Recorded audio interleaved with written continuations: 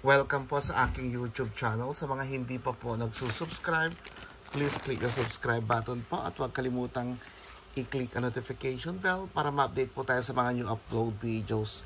Ayan, today po ay mag-unboxing po tayo sa ating binili via online po sa Medina Jewelry. Ayan, buksan po natin.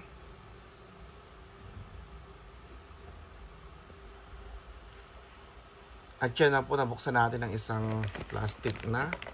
Tignan natin sa loob. Ayan, mayroon po siyang smartwatch. Ito po ang kanyang free. Ayan po, ito po ang kanyang libre.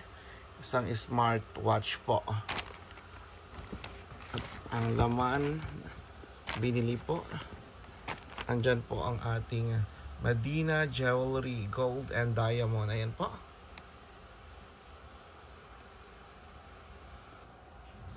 Ayan po. Ayan, may resibo siya. Ayan, ito po ang kanyang laman. Sa pong necklace, Tiffany. Ayan po. Buksan natin. Ayan po. Ayan. Medyo mahaba-haba po. Ayan, ito po ay 18 karat, 5.25 ang po ang kanyang weight. Ayan po.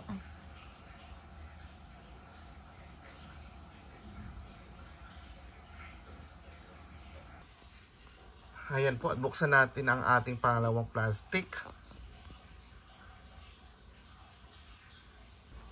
At ito naman po ang ating second plastic. Ayan, may paper bag din sa loob.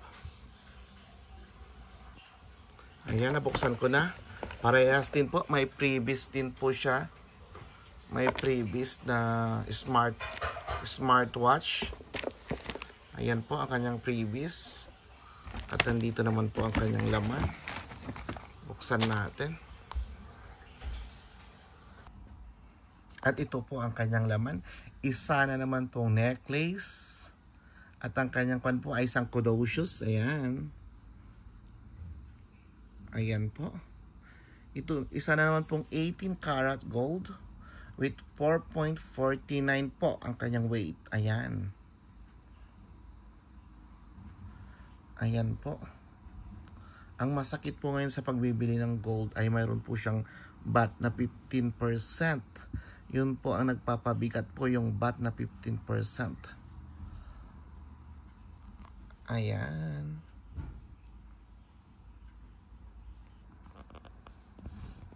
Ayan. Ito na po ang ating in-unbox. Ayan.